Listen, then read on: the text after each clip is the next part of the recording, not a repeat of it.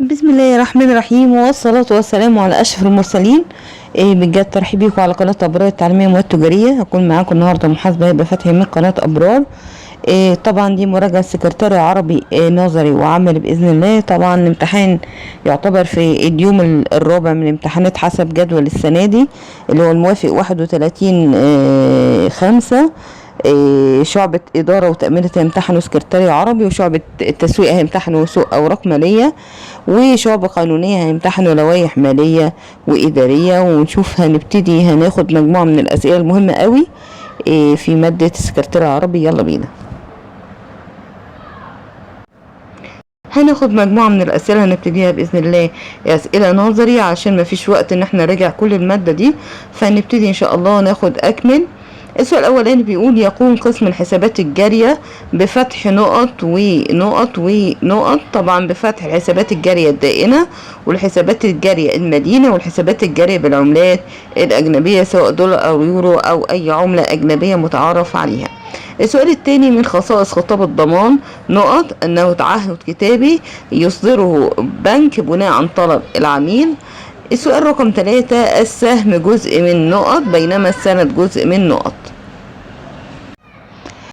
يبقى يعتبر السهم جزء من رأس مال الشركة خصوصا لو كانت شركات أموال، بينما السند جزء من قرض بتسدده الحكومة للأشخاص لأن تعتبر هي مقترضة من الأشخاص. السؤال رقم 4: لا يجوز استرداد نقط قبل موعد نقط وإلا فقد العميل الفوائد. يبقى لا يجوز استرداد الوديعة قبل موعد استحقاقها وإذا فقد العميل الفوائد. السؤال رقم 5: المصاريف والسمسرة تضاف في حالة شراء الأوراق المالية ولكنها تخصم في حالة بيعها. طبعا الإجابة أنا حطاها هنا باللون الأسود التقيل، الخط البولد التقيل أهو، تمام. فحضرتك تاخد بالك، وعشان تعرفها أكتر هنزلها على قناتي على التليجرام إن شاء الله، وبعد كده حضرتك حط تحتيها خط واحفظها، تمام، وإن شاء الله مش هتاخد معاك وقت طويل. السؤال رقم 6: شراء وبيع الأوراق المالية من اختصاصات قسم طبعا الأوراق المالية في البنوك. السؤال رقم 7: إعلان عن الاكتتاب في أذون الخزانة بتصدره وزارة المالية. طبعا عم محددين يومين فقط أو يومين فقط لإصدار أذون الخزانة، يوم الاثنين والخميس من كل أسبوع. السؤال رقم 8: تنقسم الأوراق التجارية إلى 3 أنواع هم الشيكات والكمبيالات والسندات الإذنية. السؤال رقم 9: عند شراء البنك أوراق مالية لحساب العميل فإنه يرسل له إشعار خاص. لا نركز بقى في النقطة دي. أنا لي حساب جاري في البنك، فأنا أمرت البنك إنه يشتري لي أوراق مالية عشان هضرب بيها في البورصة، فالبنك هيخصم من حسابي قيمة الفلوس اللي هو اشترى بيها الأوراق المالية، تمام. وطبعا الأوراق المالية بياخد عليها فوائد إذا أو بيقترض بضمان الأوراق المالية الموجودة في الحافظة الموجودة في البنك. نيجي بعد كده رقم 10: عند قيام البنك بتنفيذ أوامر نقط الواردة لصالح العميل فإنه يرسل له إشعار نقط. يبقى عند قيام البنك بتنفيذ أوامر التحويل الحسابي الواردة لصالح العميل فإنه يرسل له إشعار إضافة. لا مش فاهمين النقطة دي، أنا هفهمها لك بشويش. إحنا لينا فلوس عند العميل مثلا ألف، فالعميل ده بعت شيك، تمام، البنك رحت اصرفه من البنك، فالبنك طبعا الشخص اللي انا ليه عنده فلوس دوا عميل في نفس البنك، فالبنك عمل لي تحويل حسابي من حسابه لحسابي، فحسابي بالتالي زاد، فيعتبر البنك بيرسل لي اشعار اضافه ان هو حصل قيمه الشيكات من العميل الف وضافها لحسابي.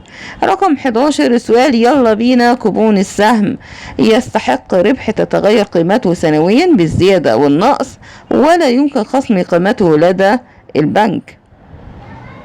السؤال رقم 12: عند عدم تجديد الوديعة في تاريخ الاستحقاق وردها كاملة للعميل فإن البنك يقوم بعملية نقط للحساب الجاري، يقوم بعملية إضافة الفوائد للحساب الجاري للعميل. السؤال رقم 13: حسابات الأمانات المؤقتة يفتحها البنك بصفة مؤقتة ويلزم تصفيتها بسرعة. حساب مؤقت، أمانات مؤقتة بتنتهي بانتهاء الغرض الموجود منه الأمانة في البنك. السؤال رقم 14: حسابات التوفير ذات الجوائز يفتحها البنك لعملائه وهي فوائد معفاة من الضريبة. نيجي رقم 15: حسابات الإيداع لمدة نقط يفتحها البنك لعملائه، ويمكن الاقتراض بضمان إيصال الإيداع، وهي حسابات الإيداع لمدة محددة أو مدة محدودة. السؤال رقم 16 في أكمل أهو، هناخدهم ورا بعض كده إن شاء الله عشان وقت الفيديو ميبقاش طويل. نيجي بقى حسابات الجارية بإخطار سابق يفتحها البنك لعملائه ولا يمكن السحب منها إلا بعد إرسال مكاتبة رسمية أو إبلاغ البنك قبل السحب مدة لا تقل عن 15 يوم. يبقى حضرتك احنا هنفتح حساب جاري ده البنك، يبقى لازم نختاره علشان يجانب مجموعة مبلغ كده على جنب، ده اسمها هنعمل بيها وديعة، فاحنا بنختاره علشان يعمل حسابه طبعا قبليها ب15 يوم. رقم 17 حسابات أو حسابات نقط الاعتمادات يفتحها البنك في حدود نسبة معينة من قيمة الودائع المقدمة من العملاء للسحب منها خلال مدة معينة. السؤال رقم 18 الخطاب الذي يوجه العميل أو يوجهه العميل للبنك ولا يتطلب ذهابه بنفسه إلى البنك لصرف مبلغ يسمى أمر صرف أو إذن صرف. السؤال رقم 19 في أكمل قسيمة الإيداع تستخدم نقط، طبعا من اسمها كده إيداع يبقى تستخدم لإيداع المبالغ النقدية بالخزينة للحساب الجاري للعميل. السؤال رقم 20 نقط عبارة عن سجل يصور حركة المبالغ الدائنة والمدينة والرصيد خلال فترة معينة، وستيتمنت اوف اكاونت كشف الحساب الجاري. السؤال رقم 21 نقط هو اختار بإضافة، طبعا من نص السؤال حضرتك هتجاوب، هو اختار بإضافة مبالغ للحساب الجاري، وإشعار الخصم هو إشعار الخصم مبالغ من الحساب الجاري. يبقى أنا بتكلم هنا عن موضوع الإشعار الإضافة. السؤال رقم 22 لا يجوز استرداد الوديعة قبل موعد نقط وإلا فقد العميل نقط. يبقى لا يجوز استرداد الوديعة قبل موعد استحقاقها وإلا فقد العميل قيمة الفوائد. طبعا وبعتذر عن صوتي اللي هو تعبان جدا نتيجة الإرهاق الشديد في الأعمال الانتدابات. السؤال اللي هو رقمه مش عارفة رقمه كام، رقمه 23 عند تقديم شيك للبنك للصرف أنه طبعا بيلزمه مطابقة توقيع الساحب على نموذج التوقيع والتأكد من كفاية الرصيد.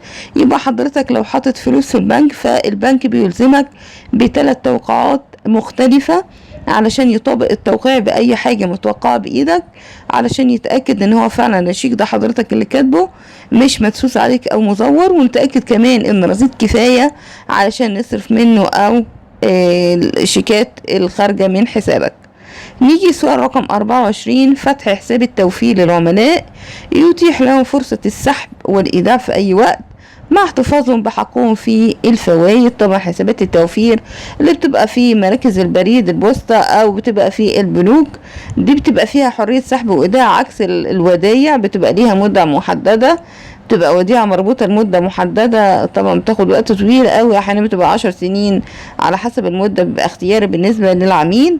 رقم 25 من انواع خطابات الضمان نقط ونقط، ضمان ابتدائي وضمان نهائي، والنهائي والدفعة المقدمة.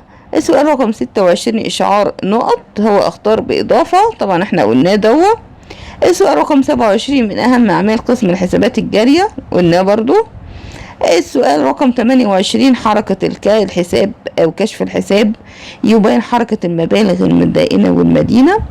أمر الصرف هو الخطاب الذي يرسله العميل إلى البنك لصرف مبلغ من حسابه الجاري للأمر أو شخص معين. السؤال الأخير رقم 30 يتم تحصيل الشيكات بين البنوك وبعضها عن طريق غرفة كده في البنك اسمها غرفة المقاصة، وهي عبارة عن مكان يلتقي فيه مندوبين البنوك يعني لتبادل الشيكات المسحوبة عن كل منهما. طبعا غرفة طبعا البنك الأهلي فيه غرفة موجودة شيكات للعميل وشيكات على العميل، فاحنا الشيكات اللي للعميل بنحصلها ونضيفها لحسابه والشيكات على العميل بنخصمها من حسابه. ده كان سؤال 30 سؤال مهمين قوي في المراجعة النهائية لنظري سكرتير عربي شعبة إدارة وتأمينات. تمنيت من قلبي لكم بكل النجاح والتوفيق. كنت معاكم النهاردة في سؤال أكمل، هنزل بإذن الله اختر وتوصيل، وإن شاء الله دي مجموعة التوقعات المرئية أو التوقعات لقناة أبرار التعليمية. أشوفكم على خير. كنت معاكم النهاردة من قناة أبرار محاسبة هبة فتحي، والسلام عليكم ورحمة الله وبركاته.